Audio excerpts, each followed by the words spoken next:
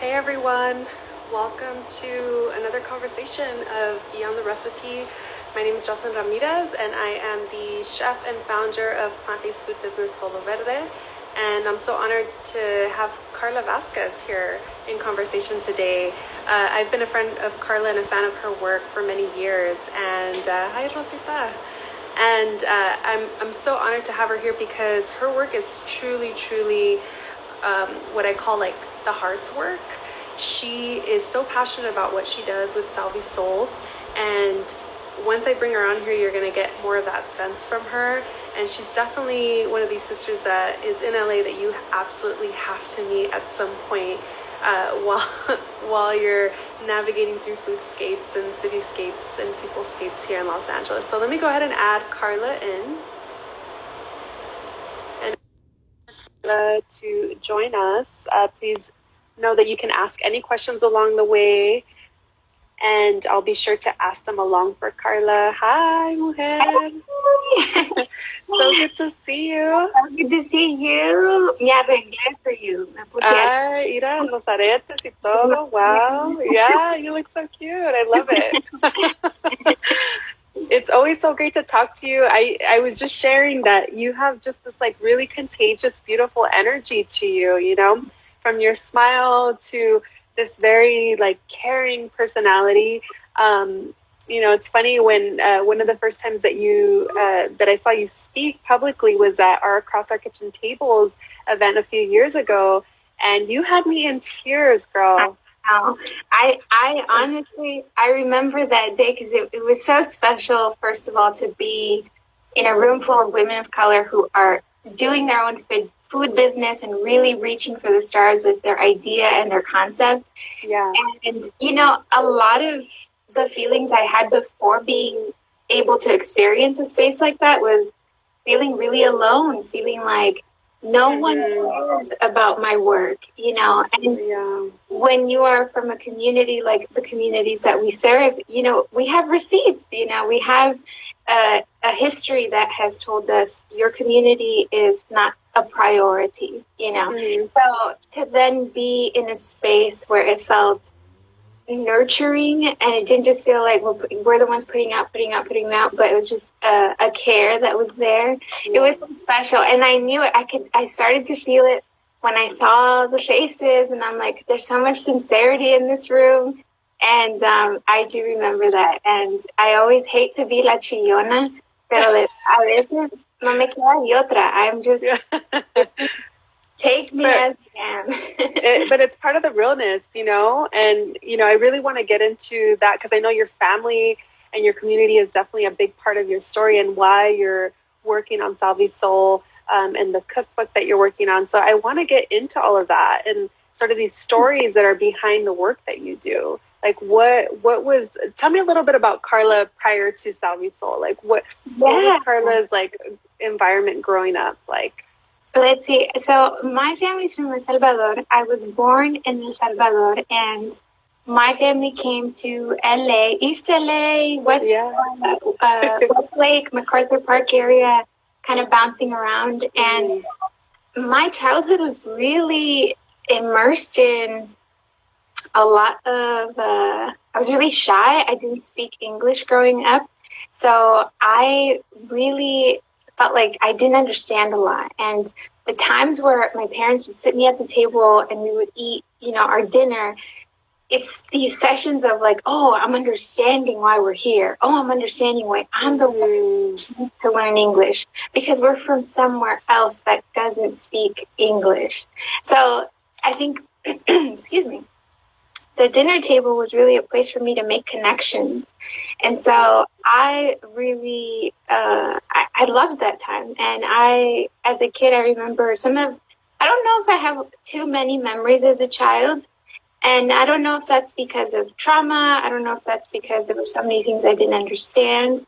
But the things that I do remember were always like at the table. It was always with my Mama Lucy, who I talk about her a lot because she's my grandmother, que en paz descanse, and she was the one who really gave me a blessing and really empowered me to even start this idea, you know. And I grew up listening to her talk about how when she was in El Salvador growing up, or, as a young woman, she'd say, "Ooh, Carlita, allá no había de eso." We didn't have those opportunities. And to me, it was so special. Like, there was no superficiality in the times that todo era bien serio. Like, we have done this, we've had to persevere, and to persevere means that it's a rough road, So I think a veces maybe I tend to be a chillona because the context of my upbringing was serious, I didn't have proper documentation in this country until I was 14.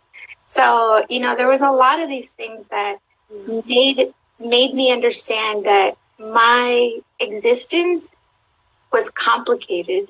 And I think at the table, like I said, was where I came to understand those things. And it was very also fun. Like, you're eating and you're like, oh, okay, so that's why my existence is really politicized. Oh, okay. So and how do you, like, in adulthood, like, unpack all of that and get to a place where it's like, because it's still complicated, Yes. It's still very much like a complicated, like, state of being for a lot of people. And so, yeah, it's definitely something that I feel like you oftentimes need to do by sharing your story, like what you do, and finding this place of, like, common ground with other people who are sharing a very similar story. Yes, absolutely. One thing I've been making it a point to practice a lot more this year and a little bit last year was, I think that there's always I've had a lot of imposter syndrome, like, all throughout, like, in high school, like, just, it's been demasiado, like, it's been too much. And what I realized is that there's just so much power in voicing, that bully inside our head, that's like, you're from a small little country, the war took your culture. What do you have to offer? Like, these are things that I've had to look at them and be like, you know what? Fuck you. You don't know this. Like, this isn't who our culture is. And I've had to, like, learn this proficiency in being able to look at these scary things and being able to kind of stand up to them, right? But it's been hard, but I'm learning, like, this is just a bully voice. And it's okay that it's there, but I need to be the one to know how to talk to it, Hay que ser un poquito malcriadas with it. Like, you will not talk. Who do you think you are talking to me like that? Exactly. So tell me how you first decided to start your work with SalviSoul. Like, how did that idea come to be? What is it that you noticed that that you were creating a sort of a solution for a gap that was missing? Yeah, I started, I think I always wanted to do I always wanted to write my family story. My father had an incredible story. Like, I think any immigrant who makes a journey to another country and leaves their homeland has an odyssey to tell. And it's just, there's like, it's dramatic, and there's sacrifice, and there's romance, and there's danger. And so as a kid, my imagination about these stories was like fireworks. Like, oh my gosh, I see what you're saying, Ma Lucy. I see what you're saying, Mommy. Like, there were all these things that were so vibrant. So I knew, like, I'd love to write a book about their story, but I never knew how to do it. And so spending time with my grandmother, and I'd gotten married, and I wanted to learn how to make salpicón. And I was like, you know what? Why don't I know how to make salpicón? I've lived with family for years. Like, why didn't, like, this just automatically transfer? Like, what happened here, right? And I reached out to my mama Lucy at the time, and I said, Ma Lucy, quiero hacer salpicón, ¿me puede ayudar? Can you help me out with this? And she's like, oh, sí, claro, eso sencillo. Like, we'll get this. We're going to, no like, problem, girl, I got you. It's just nothing, girl, I got you. And as I started to spend time with her in the kitchen, and as I started to cook with her, it was obvious that I wasn't just getting the meal of this food that we were preparing, but I was getting this whole story of hers that was nourishment to me, you know, and it was powerful for me to hear her story from her point of view. She, you know, she wasn't this victim of domestic violence anymore. She was this warrior who stood up for herself, and she put a man in jail when she was 12. You know, like these were like the stories that I was like, wait a minute, why didn't I get these stories beforehand? You know, and because there's something great when you become an adult and you start to see your parents and your elders in these in this different way where you're like, wait, you're just like me, and you had to overpass all these hard things. Como que there's no more child and parent. It's more like we're just two women getting to know each other. Yeah. Right. And so from that, I felt like I want to document more because I didn't have anything of hers documented. I didn't even have like recordings like on my phone of her. And so everything changed as soon as we started doing that. And then after a while, I thought, why don't I interview my mom? Or why don't I interview my tia? And that's when I told my mama Lucy, I said, Ma Lucy, ¿qué cree? What if I have like a collection of stories? I didn't even have a name. I had no name, I had nothing. What if I have this? And then I have like recipes. Do you think people would like, you know, do you get what I'm trying to do, what I'm trying to say? And she's like, oh my gosh, Karla, yes. She said, esto se trata del legado de la mujer salvadoreña. Like, this is a legacy work that you're documenting. Legacy of Salvadoran women. And we were on the, what's that freeway? The 105. And she was right behind me when I was pitching that to her. And that's when she says, like, this is legacy work. And I was like, yes, this is. Like, you get it. This is, okay, awesome. So that was slowly what made way for me to even dare to dream and dare to imagine. And to get that kind of blessing and that kind of excitement and enthusiasm from the oldest person I know in my family tree. Like, I can't tell you what that means for someone who has felt displaced, for someone who has felt like, I don't know what connection I have to El Salvador. That was everything to me. It was everything to me. So, and that's so special because, you know, growing up, I feel like sometimes our elders are like, ay, estás loca, vete a trabajar, you know, like thinking like, oh, your ideas, that's cute, but like, that's not really super important. But to have somebody acknowledge the fact that, yes, it's like much more important than just documenting, but it's creating a legacy or documenting the legacy of these women. So that's just so impactful. Absolutely impactful to make sure that you like stay on track, you know? Yeah, it totally was. And I would, after I got that, you know, blessing of hers, that, you know, it meant everything. I started to work on the project and I interviewed my mom, and my mom was a little bit more like de lejitos, very stiff on, because these are traumas that come up. You know, and I learned really soon, like, I do not want to take anything from them.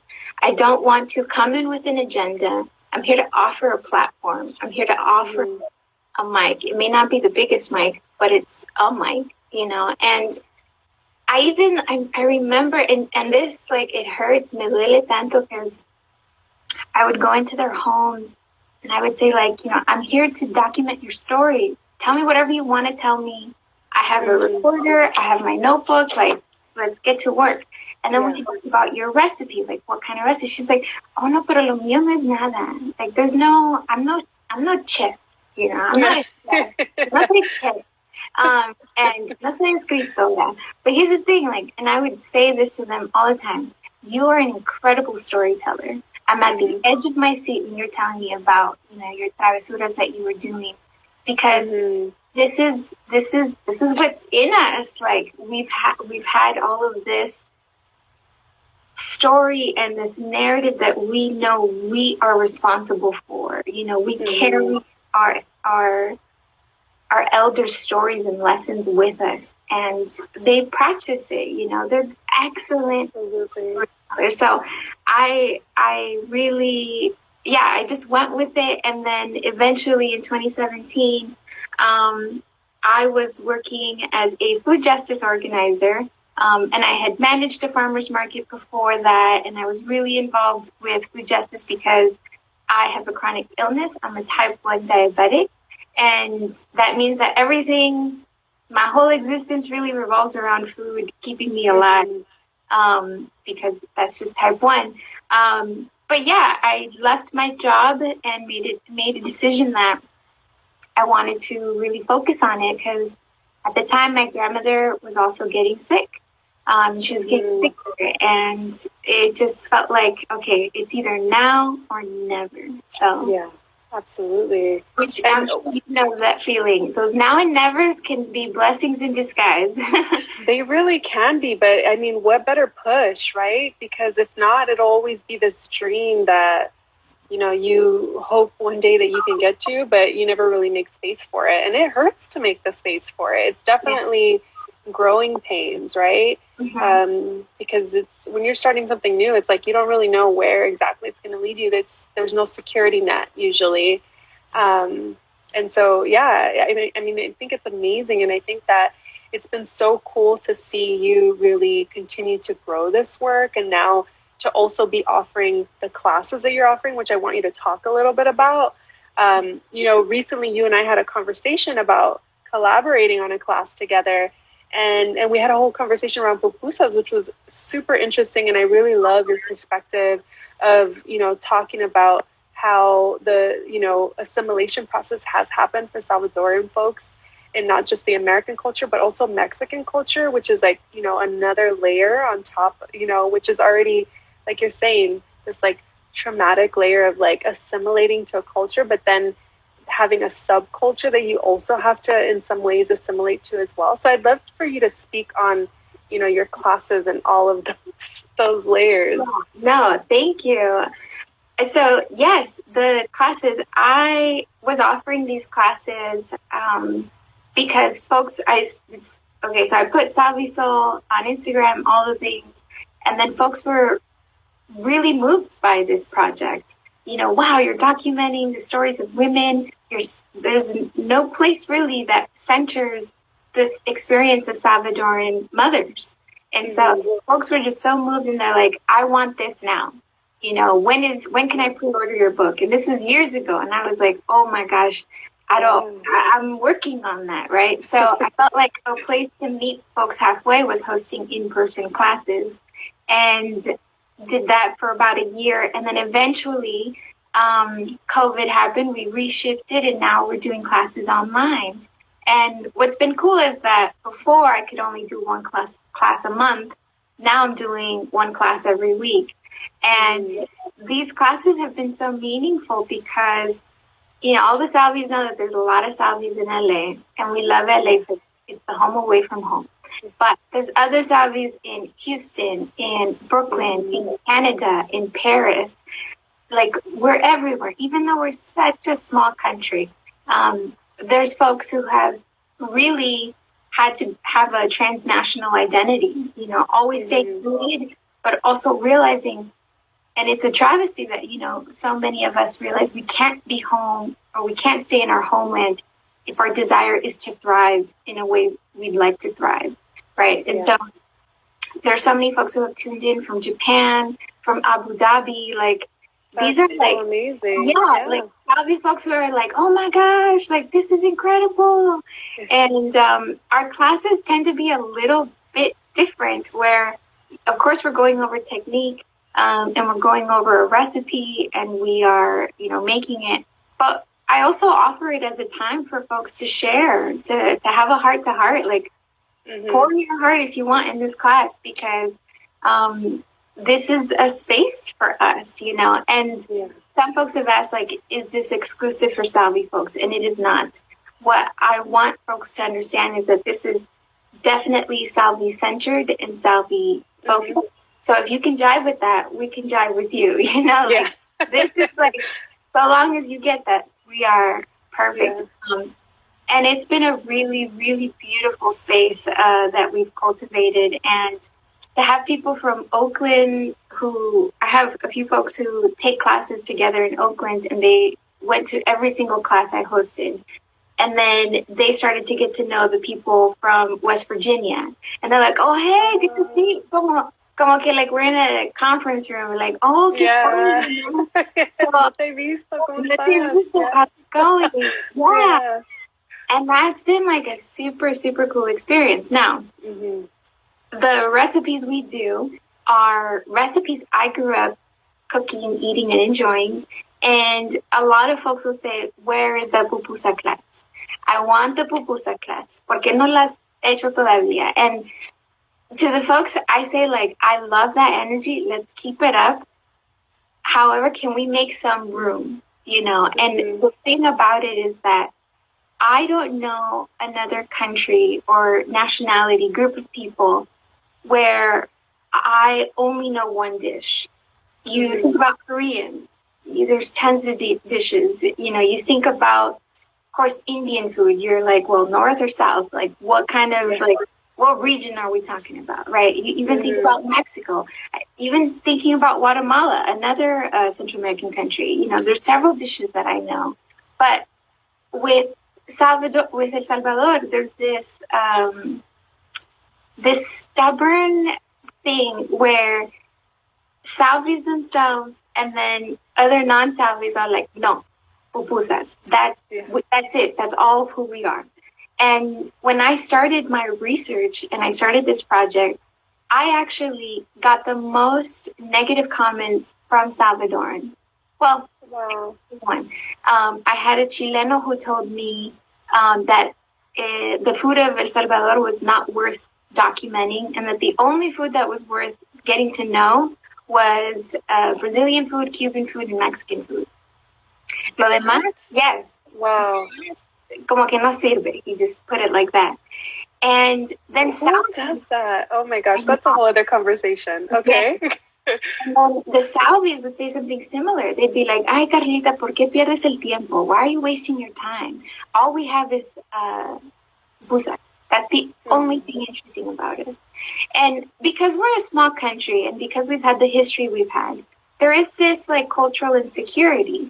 And of course, right, when you take people and you traumatize them with war and then they're displaced and then they have to assimilate to this culture here in the U.S., of course there's a few things that are stacked up against us, you know. And one of the things that you and I were talking about was I am resistant to the idea of having pupusas because I'm working against this insecurity.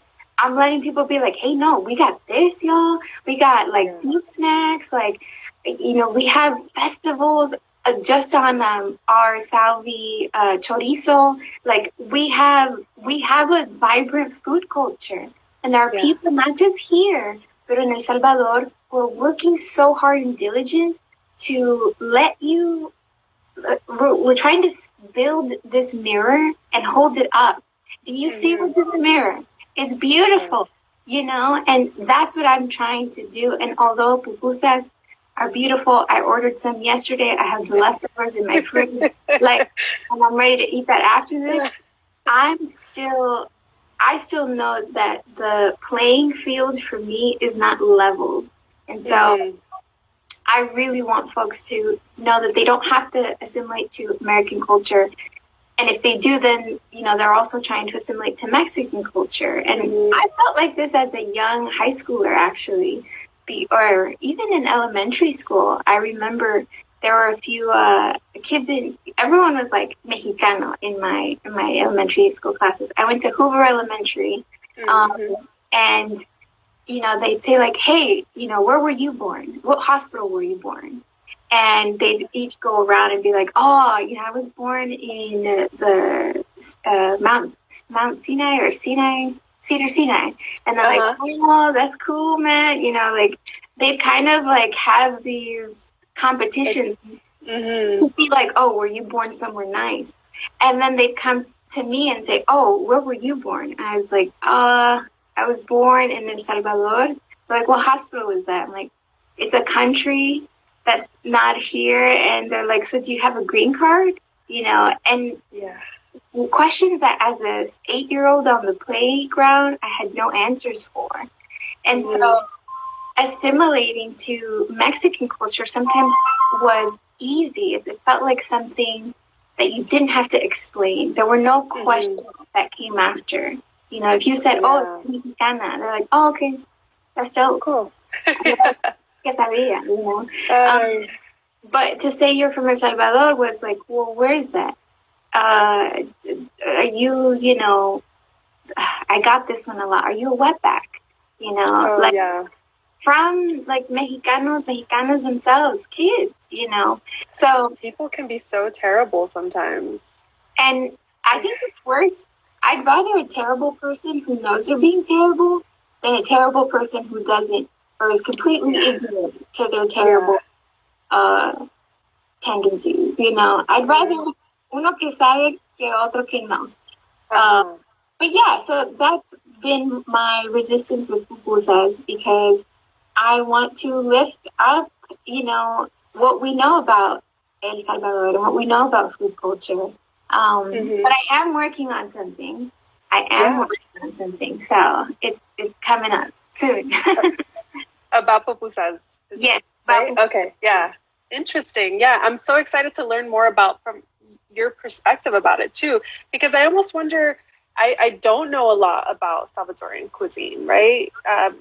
But, even thinking about like pupusas itself, like, is there like a northern, a southern, is there this like regional cuisine or the types of fillings that you would use in different areas, different regions? So yeah, I can imagine that it can go in so many different directions. And I'm excited to learn more from you about that and all the other dishes that can have a place at the table, right?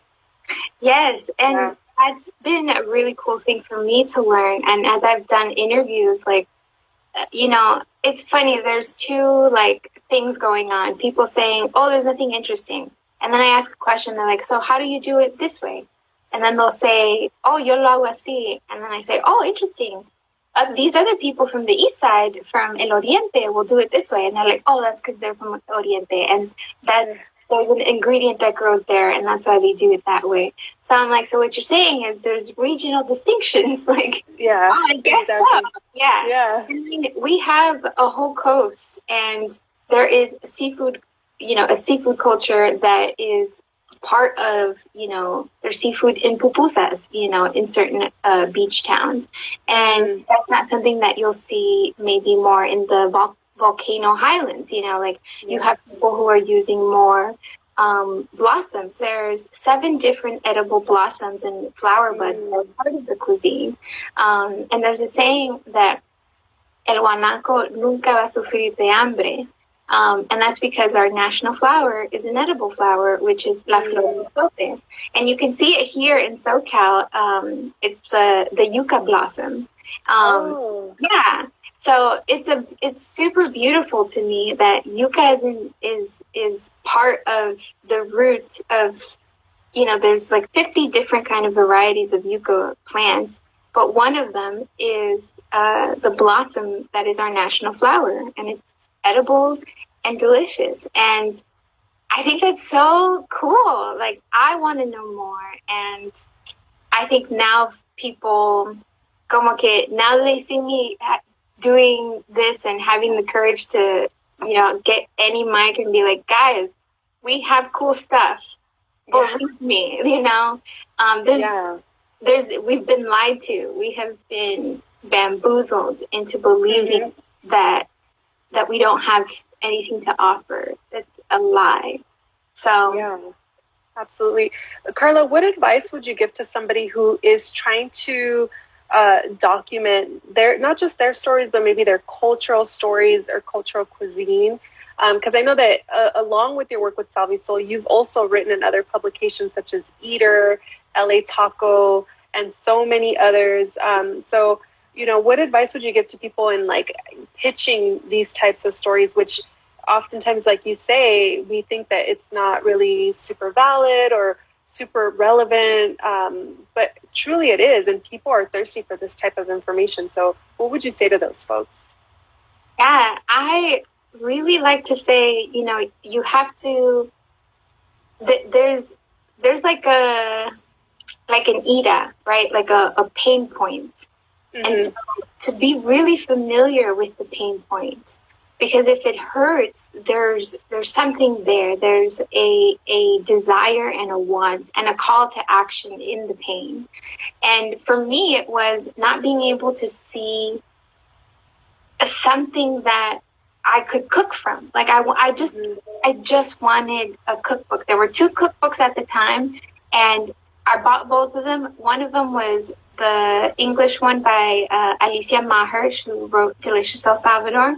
And when I found it, it was sold out. And so it was doing really well in the secondary market, where I bought it for like $150. Wow. And so there was nothing there. I just wanted to make salpicón, And so it wasn't like, I wasn't trying to have like this like heroic journey. It was just like, I have a craving. I just want to satisfy it, And so the pain point of not being able to see options or not being able to see something that was talking to me. So I think that the most efficient thing I can say to someone is, because you'll know a lot of stuff you need to get better at, but just focus on that. Like focus on why you needed to do it. Like focus on you being the customer and you're writing for yourself, And it's not, I don't say that in like a selfish way, but I say it as more of a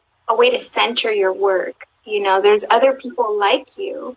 And I have found that to be very grounding when I kind of start to get a little confused about what direction to go in, and like, should I be spending on this? Should I be doing this? Because you'll just find that the world wants you to do so many things.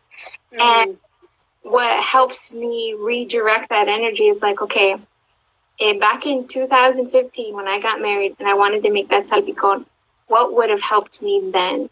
It's like, okay, it would help me to see someone doing cooking classes that I could just be like, holy shit, that's what I want. Perfect. Awesome. That's what would have helped in that moment. And so then I know, okay, let me focus back on that. So there's going to be a lot of consejos, a lot of advice that people will want to give you. And thank goodness for them. But you have to go back to that little pain point to give you that information. Absolutely. I don't know what you would say. I want to know what you would say to that, actually. I mean, I think it's super similar in that you have to find what you're most passionate about, because you're going to be willing to like stay thirsty for that knowledge, like keep learning, keep investigating, and keep also soul searching within yourself to, to feel like you have at some point become like the person that people call upon when they're looking for, expertise in a particular area, because you're just so completely immersed in it. And it has to be, like you said, like that pinpoint that that keeps you going, because you don't want to ever become tired of it either, So yes, absolutely. And my last question for you, Karla, is what can we all do to continue to support your work and to share your work with others? What is the call to action that we can do for you? Oh, thank you. I love this question. So honestly, shares, follows, and likes are one of the most powerful ways. And I am in talks with an agent right now. And this has been a long road. It's been 5 years working on, SalviSoul. And the goal is this cookbook. And so I finally got a hold of an agent who I didn't have to explain to her why this was a good idea. She was just like, this is a great idea. And so she asked me to get 10,000 followers. So we're almost there. So if you can follow the page, and definitely, check out a class or two and tell your friends about it. I think I have such a great time in the classes. So ojalá people who take them feel the same way. But yeah, honestly, following and letting other folks know. Some of the people who have been the most awesome about it are people who aren't Salvi. There are other people who get this narrative of wanting to see ourselves and to see a mirror and to see the reflection and love what we see. So Yeah. Absolutely. When I shared that we were going to be having this conversation, a friend from college who's Salvadoran DM saying, "Thank you so much. I didn't know that this existed." Oh And my he's followed God. you. So yes, please share. You don't know who's out there who feels like super resonate, like they can resonate with your work. I feel like so many people can. They don't have to be from El Salvador. You know, I think that you have such a great story to tell and to share. And thank you so much, Karla, for sharing with us today. I'm so honored to have you in this space, and we'll continue to share, like, all the things. Thank you so much. Thank Yeah. you. This Un was abrazo. Yeah. Yeah.